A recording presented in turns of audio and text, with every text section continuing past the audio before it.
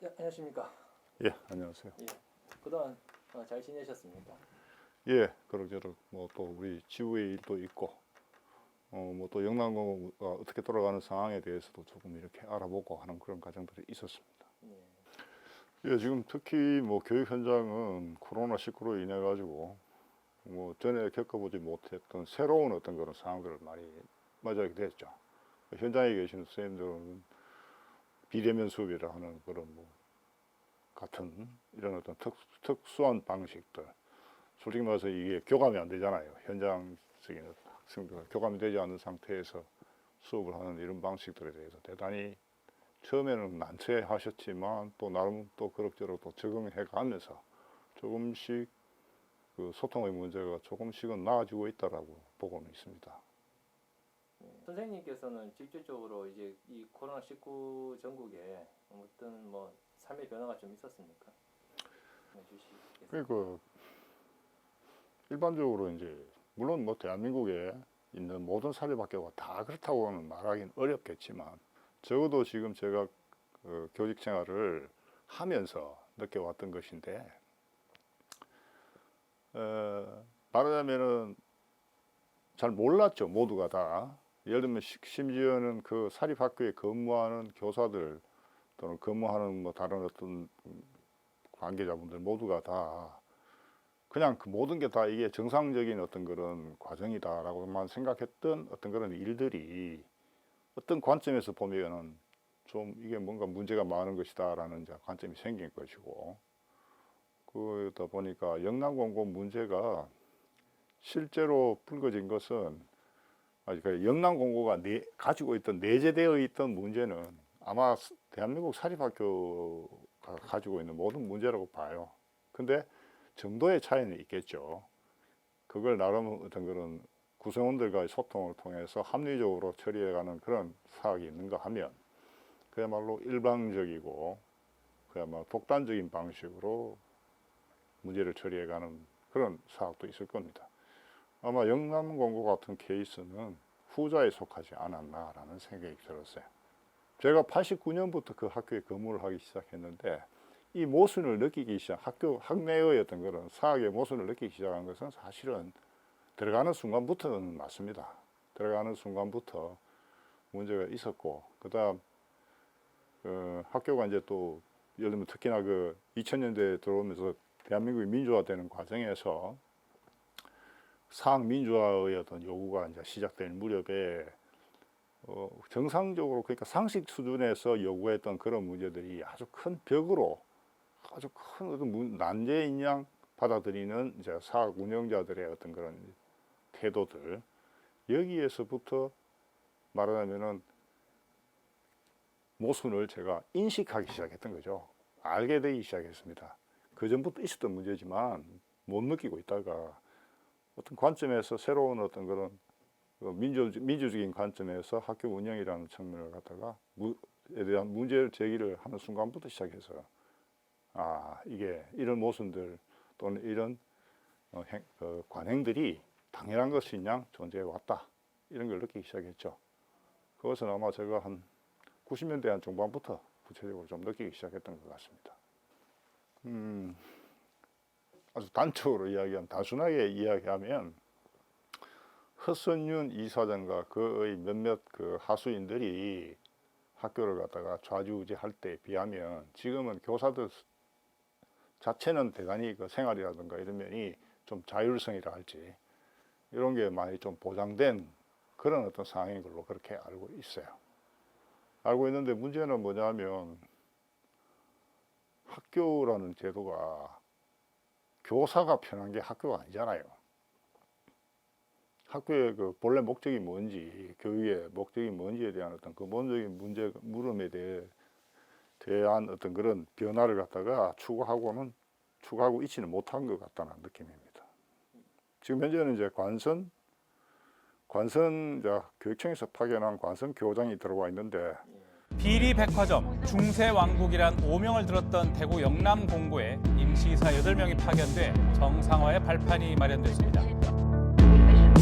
이 관선 교장도 이 양반들은 공립에만 근무하다가 사립학교에 가서 관선의장을 하는 과정에서 아마 보니까 많은 차이가 나는 어떤 그런 사립의 어떤 현실을 문제를 직면하고 있다고 들었습니다.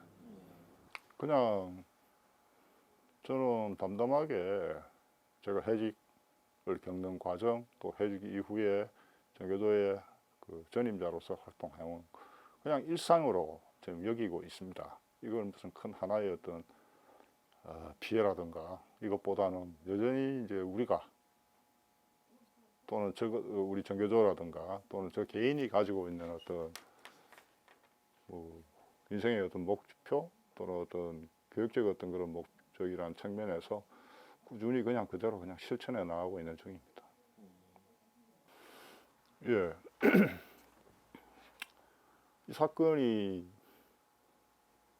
발단이 된 것은 사실 그 2018년 9월에 8월 말인지 8월 말이었죠. 8월 말에 청와대 국민청원에 이제 어떤 글이 올라오면서부터 시작이 되었습니다.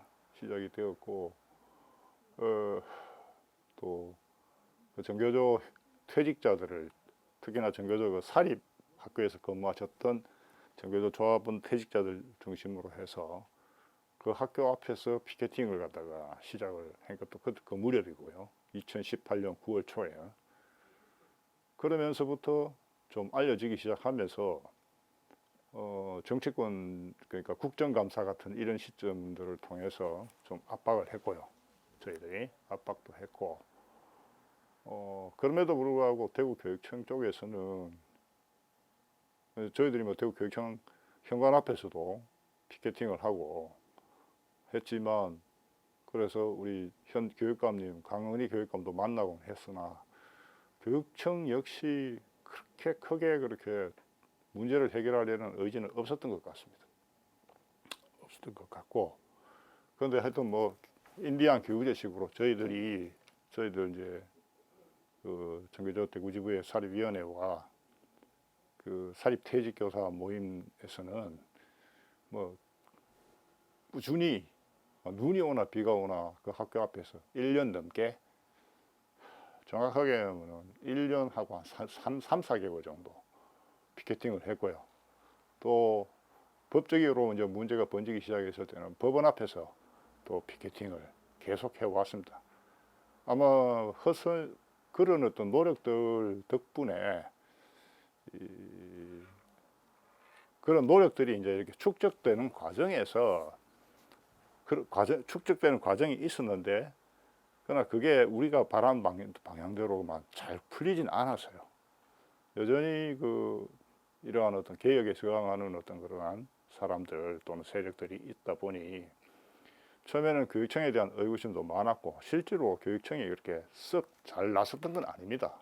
그야말로 1차, 2차 그러니까 18년, 19년, 2018년, 2019년 2년에 걸쳐서 국정감사장에서 교육감이 질타를 당하고 하는 그런 과정들 속에서 또 거기에 또 어떤 특정 언론의 어떤 그런 적극적인 노력들 그 셜록 팀이 있습니다. 노력들이 이제 힘을 합쳐서 문제가 이제 해결된 거예요. 해결됐는데 결국은 가만 생각하니까 저희들이 법원 앞에서 꾸준히 그 영남공고 허선윤에 대한 어떤 그러한 실상을 폭로하고 피켓팅을 갖다 해왔던 그런 것들도 가만 생각하니까 법 판결에 있어서 굉장히 중요한 어떤 의미가 있었다는 생각이 들어요. 그래서 허선윤은 2019년 11월 말에 법정 구속이 됐죠. 법정 구속이 되었다가 항소를 했지만 항소가 받아들이지 않았고 결국 대법원 판결이 나왔고 지난 7월에 이제 구속 기간이 끝나서 일단은 출소를 한 걸로 그렇게 알고 있습니다. 물론 이 과정을 하시면서 물론 이제 허선윤 이사장에 대한 처벌을 대법원에서 판결을 받았지만 이 과정에서 가장 뭐 다 힘들으셨겠지만 가장 힘들었던 부분이 있었다면 어떤 부분이었습니까? 제일 힘들었던 것은 역시 대구교육청과의 관계였어요. 사실은 이분뿐만이 아니고 10여 년 전에 제가 해직될 당시에도 제가 해직되는데 가장 결정적인 역할을 한 것은 사실은 의회 보면 교육청의 방관적인 태도였습니다. 말 맞다나 뭐 사립학교의 어떤 자율성 때문에 자기들이 개입할 수 있는 근거가 없다는 이런 식의 어떤 그런 말도 안 되는 이유를 들면서 어떻게 보면 저 자신이 차별을 받았던 것 같아요. 예를 들면 원래 안 그렇습니까? 사립학교 교사들도 공무원에 준하는 어떤 그 복무라든가 규정이 다 그렇습니다. 그럼에도 불구하고 공립학교와는 다르게 사립학교 교원들은 차별을 당했고 그 차별에 대해서 대구교육청은 방관했고 방관 정도가 아니고 오히려 방조한 듯한 느낌까지 받았기 때문에 굉장히 좀 이렇게 좀 서글펐죠. 서글펐고 그리고 이번 2018년, 19년 싸움에 19년 그리고 이번에 올 초에 그 관선이사 파견되는 과정에 있어서도 저희들 전교조와 시민단체가 끊임없이 대구교육청에 좀 더 개방적인 태도를 요구를 했지만 대구교육청은 그냥 일방적으로 그냥 일반적인 어떤 그런 사무 처리의 과정으로만 생각하는 그런 경향들이 있어서 사실은 이번에 그 관선이사 파견에 있어서도 저희들이 끊임없이 요구했지만 별로 참여가 안 됐습니다. 저희들이 참여를 거부당한 그런 상황입니다. 이 과정에서도 이제 뭐 싸우신 분도 계시고 또 같이 이제 전교조분하고 같이 이제 해서 이제 이 결과를 얻긴 했습니다만 그 과정에서 그 대구교육청 관련된 이제 기초위원 뭐 교육위원회에 속해 있는 기초위원이 학교를 방문하기도 했었거든요. 근데 그 이후에 그 방문이 뭐 효과가 있었거나 아니면 뭐 정상화하기 위해서 어떤 영향이 좀 있었습니까? 저희들이 사실은 정치권에 이걸 뭐 정치라 해야 될지 모르겠습니다만 정치권의 도움을 받은 것은 2018년, 19년 국정감사가 가장 결정적이었고요. 그 다음에 민주당 소속의 대구의 그 이진현 의원이 나름을 뭔가 이렇게 열심히 하려고 애는 쓰셨는데 그분의 노력만큼 그것 자체가 그렇게 효과는 없었던 것 같아요. 심지어는 2018년도에 이진현 대구 시의회에 이진현 의원이 영남공고 감사 결과를 갖다가 요구를 했을 때 대구교육청은 A4지 한 장짜리 감사 결과를 보여줬어요. 그건 감사 결과도 아니고 그건 의회 보면 모욕입니다. 모독인데 뭐 그때 당시만 해도 이진현 의원이 그 상황에 대해서 잘 모르셨으니까 그냥 막 본인은 되게 노력을 했는데 저희들이 보기에는 좀 이렇게 의원이 오히려 교육청에 조롱당했다 할 정도로 그 정도로 무시를 당했어요. 대구교육청의 잘못이죠. 대구교육청과 대구시 의회의 잘못인데 본인은 되게 뭔가 애를 쓰셨어요. 근데 우리는 이제 이런 일을 갖다가 하는 과정에서 제가 이제 이영남공고 문제를 드러내고 그것을 바꾸려고 끊임없이 노력해왔던 사람들은 사실은 영남공고 내부의 교사들 이상으로 외부의 우리 그 전교조 교사들, 전교조 소속의 교사들이 더 큰 노력을 했었습니다. 심지어 저희들이 시민단체 명의로 2018년 가을 9월 11월에 검찰에 고발을 했어요. 검찰에 영남공고 허선윤과 이상석 뭐 당시 교장 이런 사람들을 고발을 했을 때도 그 고발장은 영남공고 교사들이 그동안 꾸준히 보내준 자료들을 근거로 해서 저희들이 고소장을 작성을 해서 고발했어요.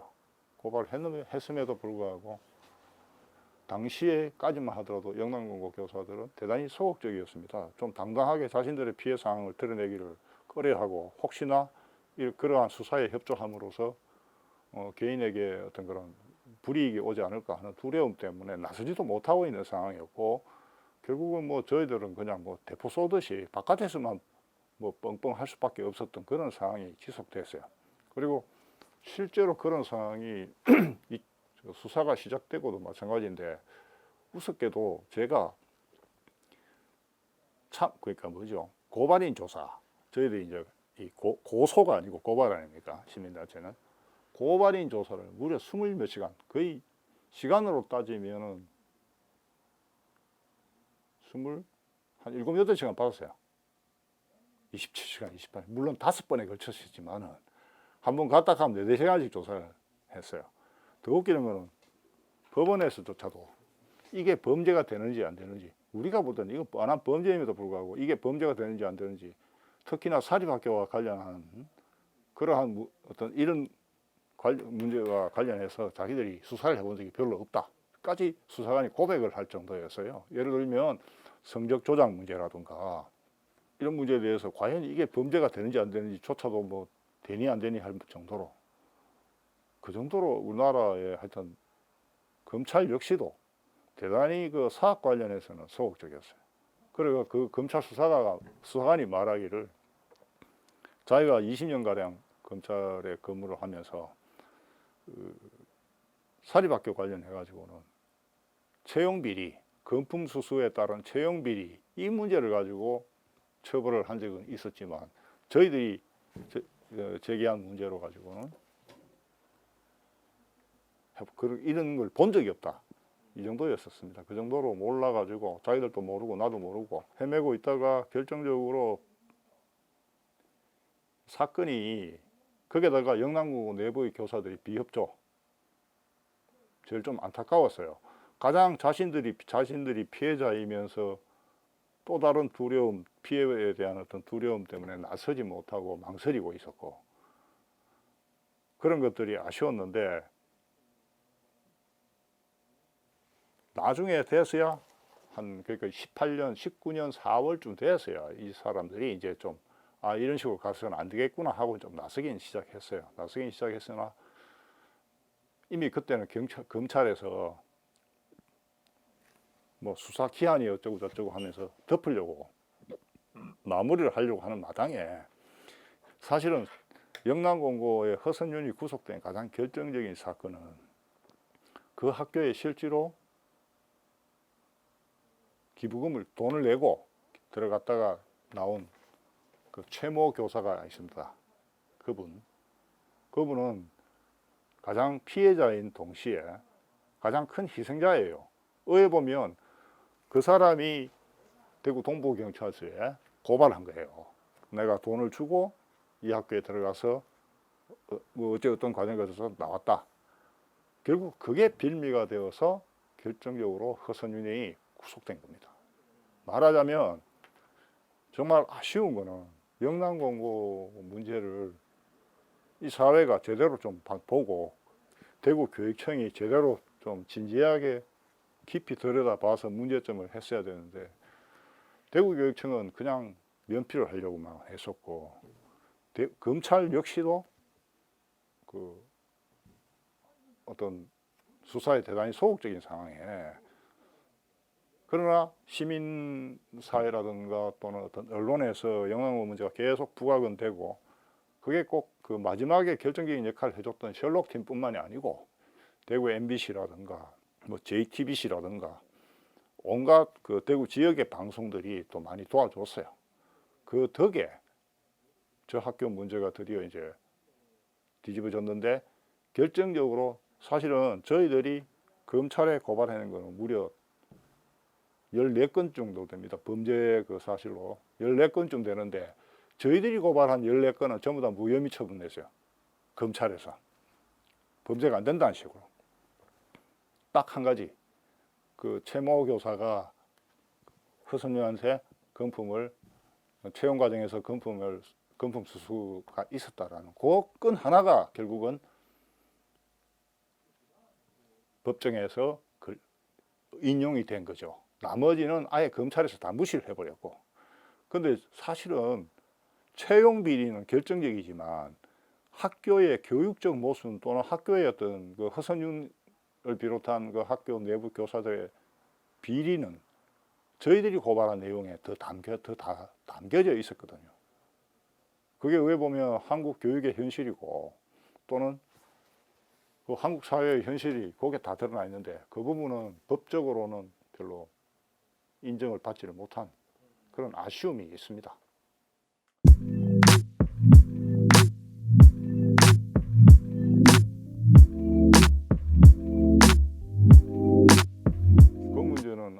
뚜렷한 어떤 실마리는 별로 안 풀리고 있고요.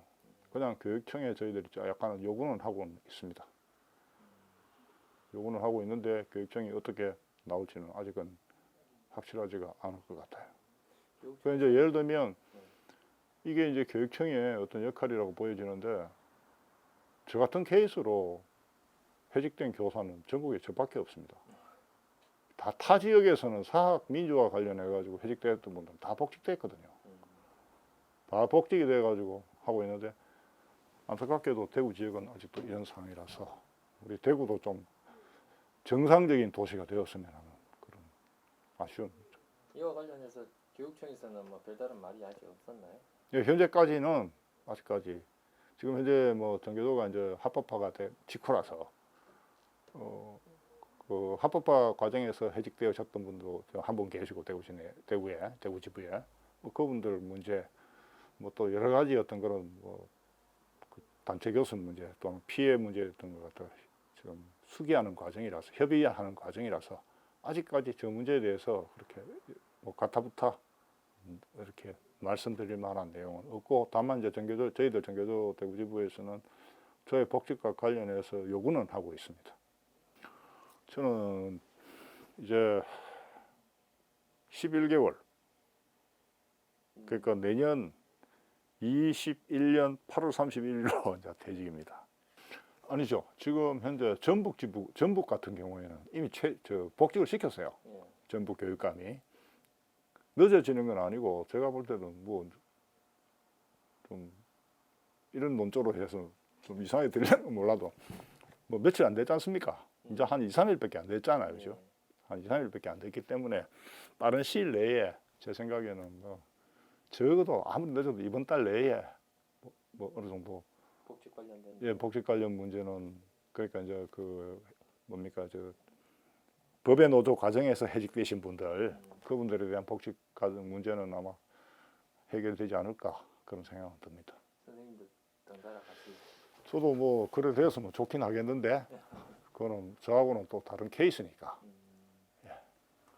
선생님 보시기에 물론 아까도 말씀하셨듯이 정년이 얼마 남지 않으셨지만은 선생님께서 생각하시는 이 복직의 의미는 또 다른 분과는 또 다르게 받아들이실 거라고 생각이 들어요.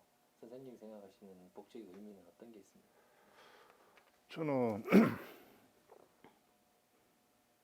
그 사립학교에서 교사가 이런 식으로 살아남을 수 있다. 또는 사립학교 관련해서 그야말로 버려진 제도가 아니다. 어떤 노력을 통해서 그 비리 사학과 맞서 싸울 수 있다. 또는 그 비리 사학에 대해서 문제를 제기할 수 있고 그걸 갖다가 고칠 수 있다라는 어떤 그러한 희망? 뭐 그 정도가 의미가 되겠나요? 알겠습니다. 사실 그렇습니다. 거의 취해법권입니다. 사립학교. 요즘 뭐 여담이지만 저는 그런 생각하거든요. 요즘 원래 그 뭐 언론이라는 게 안 그렇습니까? 권력과 뭐 권력의 어떤 그런 잘못된 문제를 갖다가 파헤친다 하는데 사실 지금 대한민국의 진짜 권력은요. 누구 편드는 건 아니지만 현 집권 세력이 아니요. 재벌. 그죠? 그 다음에 관료들이 있죠. 말하자면은 뽑히지 않고 시험책에 들어가는 판사, 검사를 포함한 관료들, 공무원들. 그 다음에 요즘 그 잘 나가는 언론들조차도 돈의 매이잖아요. 재벌의 매인. 안타까운 건데 하여튼 그게 진짜 권력이거든요. 제가 보기에는.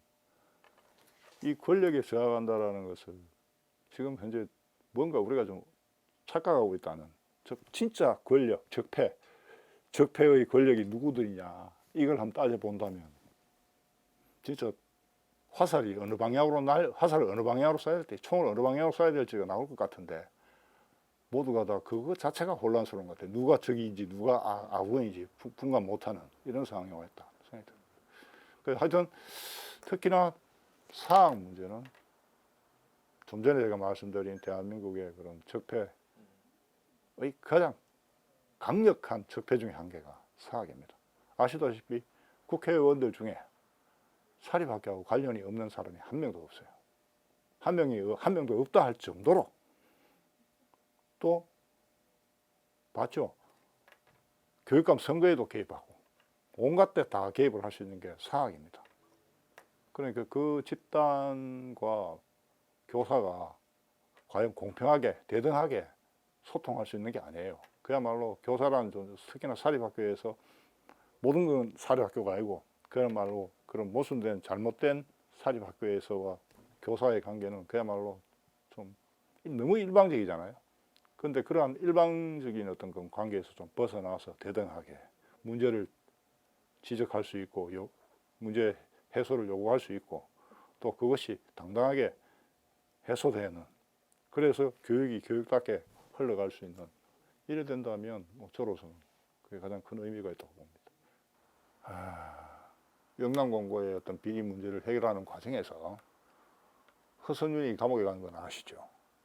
그런데 허선윤의 가장 제1신복이었던 이상석은 멀쩡하게 퇴임을 했습니다. 아무런 징계도 없이 아무런 어떤 제약 없이 지금 멀쩡하게 퇴직을 해가 있고요. 그 다음에 여교사를 불러가지고 시중을 받았다는 대구교육청 그 장학관 출신, 달서공고 교장 출신, 그 양반도 아무런 제재 없이 그냥 나가세요. 정작 가장 결정적으로 책임져야 될 사람들은 다 빠져나가고 그렇고요. 그 다음에 더 웃기는 거는 아시다시피 영남공고에 보면 2세들이 많다고 이야기를 했잖아요. 2세 교사들. 물론 그것을 법적으로 어떤 문제가 있다고 딱딱 집어내기에는 지금 당장 뭐 자료가 부족하다 어쩌다 하면 몰라도 그러한 적폐 2세들이 그대로 학교에 남아 있어요, 다들. 그분들, 그 젊은 교사들이 잘못됐다는 건 아닌데 그 교사들에 대한 어떤 문제를 갖다 제기하는 게 아니고 다시는 이런 일이 안 벌어지도록 어떤 조치가 있어야 된다고 보여지거든요. 예를 들면 교사 채용의 어떤 투명성 같은 거 이런 것도 철저하게 높이고 해서 뭔가 문제가 해결이 돼야 되는데 대구교육청은 그런 측면에서 예를 들면 정작 벌을 받아야 될 사람들은 다 빠져나가고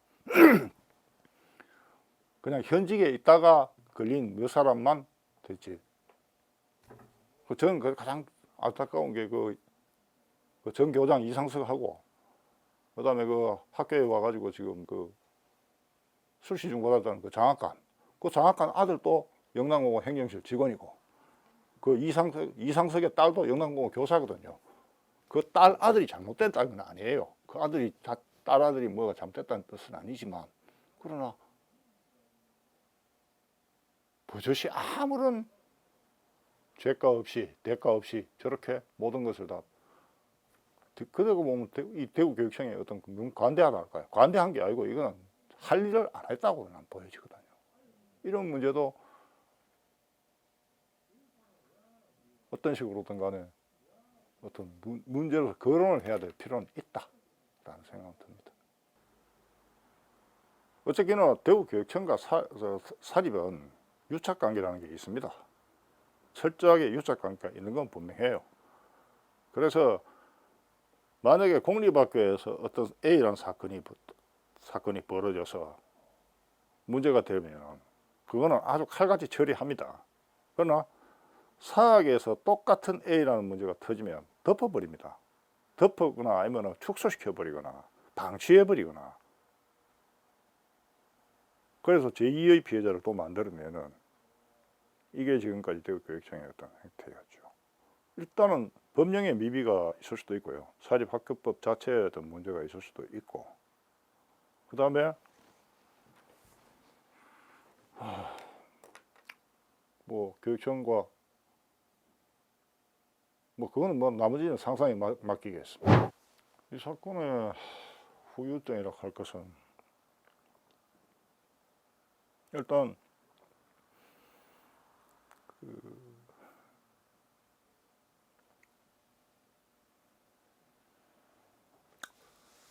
제가 하도 그 영남고 현장을 갖다가 떠나 있어가지고 그 영남고 현재 지금 영남고에서 벌어지는 어떤 학교의 어떤 그런 활동이라든가 이런 것에 대해서는 조금 좀 잘 모릅니다. 모르기 때문에 그 부분과 관련해서는 당장 제가 뭐라고 말씀드리긴 좀 어렵습니다. 근데 하여튼 다만 그 후유증이라는 게 딴 게 아니고 지난 10년 이상 벌어진 사건 아닙니까? 10년 이상 벌어진 사건에 그 남긴 후유증이라는 것은 교사들의 의식 문제, 뭐 교사들의 행동 양식의 문제, 뭐 이런 것에 다 영향에 미치고 있겠죠. 그리고 제가 제일 좀 아쉬운 거는 제가 그 당시 해직 당할 때 학교 측에서는 그 특히나 이상석, 허선윤 등등의 몇몇 인물들은 저를 엄해하는 그 뭐죠? 엄해하는 그 연판장 같은 걸 돌렸어요. 그래가지고 그거를 법정에 제출하기도 하고 했었는데 영남고 교사 중에 거의 90%가 심지어는 어떤 젊은 교사들은 저를 본 적도 없어요. 저를 본 적도 없는 젊은 교사들이 전부 다 이 사람은 학교에서 나가야 되는 사람이라고 하고 그런 어떤 연판장 같은 데 서명한 그런 일들이 있었습니다. 또 그 서명 안 한다고 버티다가 교장한테 불려가고 이사장한테 불려가지고 닭달 받은 사람도 있고 뭐라 개인 사람도 있고 그런데도 불구하고 지금 영남고는 물론 자기들도 민망하긴 하겠지만 저로서는 그런 데 대한 어떤 사과도 인식을 하고 있다면 충분히 할 거라고 보는데 아마 그런 데 대한 인식도 없는 것 같아요. 자기들이 무슨 짓을 저질렀는지 물론 자기들이 자발적으로 한 게 아니고 위로부터 강요를 받은 상황이지만 한 사람을 그런 식으로 비난하고 그것도 사실에 기초하지도 않은 가짜 이야기로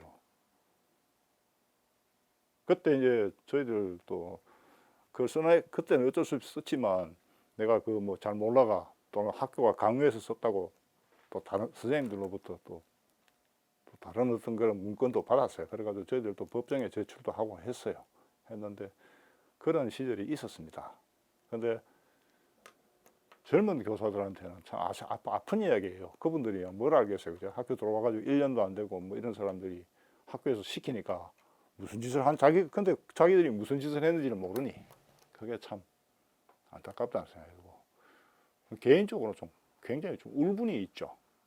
나름 학교를 뭐 어떻게 정상적인 학교로 만들어 보려고 애를 썼는데 뒤통수 때리듯이 그런 식으로 마치 잡범처럼 그렇게 몰아가는 거기에 동조했던 사람들 그런 건 참 아쉽습니다. 그 이후로 뭐 연락 온 선생님은 아예 없었나요? 아니요, 그래가 그때도 그래가지고 이제 상황 그때도 그 사람들이 좀 기만 책을 썼어요. 내용은 안 보여주고 그냥 서명만 받은 거야. 내용은 안 보여주고 서명을 갖다 붙여가지고 그냥 뭣도 모르고 쓴 사람도 있고 알고는 도저히 난 못 쓴다 하고 거부하신 분도 있고 또 그렇게 뭣도 모르고 쓰셨던 분들 중에서는 또 이거 내가 잘못 받은 게 더 잘못 서명한 거다라고 인정하신 분도 많고 뭐 그렇습니다.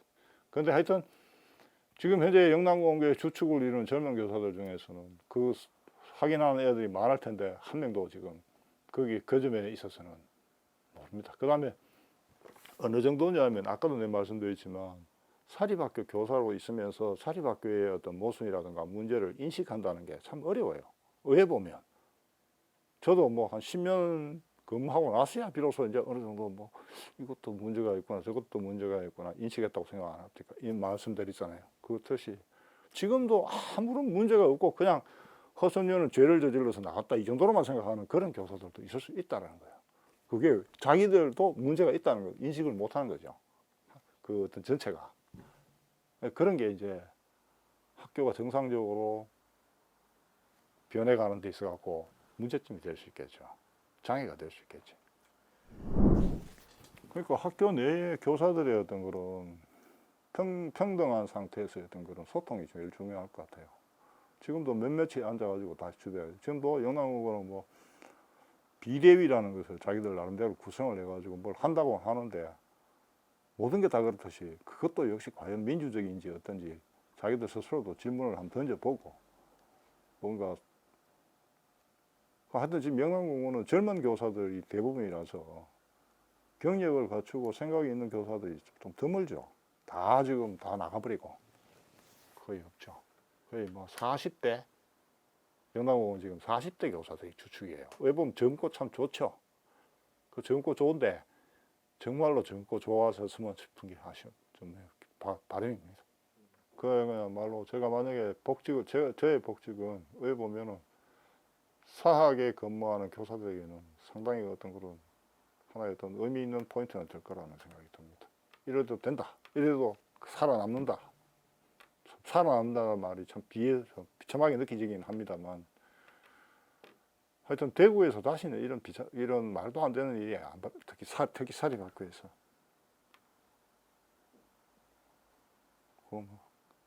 이런 일이 되풀이되지 않았으면 싶습니다. 그 교사라는 직업이 특히나 아이들과 대면하는 아이들과 직접 맞닥뜨리는 그러한 특수한 업종입니다. 말하자면 내 스스로가 아이들을 통해서 바뀔 수도 있고 긍정적으로 또는 부정적으로 변화될 수도 있고 클 수도 작아질 수도 있는 게 교사라는 직업이라고 생각되기 때문에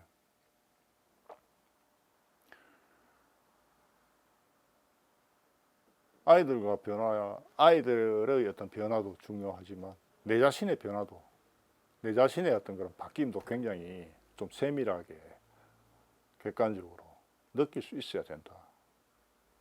뭐 그런 정도로 생각됩니다.